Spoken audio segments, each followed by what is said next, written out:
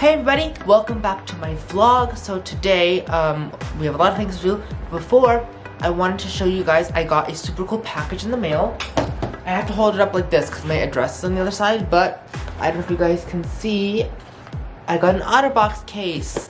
Woohoo! So if you don't know, my phone's been sitting like this, totally bare without a case, and I've been very paranoid it's gonna break. I got a case from Amazon and it came back really fast. So I've never had an otterbox case before, so I figured I would show you guys what it looks like. So first thing we're gonna do is open this. You know what, we're just gonna tear it in the middle and hope for the best. There we go. That was quite something, huh?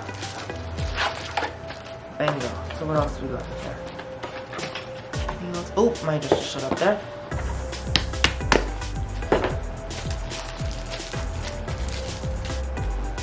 I went ahead and really got this blue color just because it matches my personality. I love the color blue, so I figured this would work really well. As you can tell, it's a pretty thick case. It's going to be really protective against falls and drops, which is what you want. And then I also got a pop socket. I haven't decided if I'm going to use it yet or not. I don't know if you can see the design of the pop socket though. So this is what the pop socket looks like. It's a pretty cool like marble color. I haven't decided if I'm going to use the pop socket or not. We'll see, but it's right here.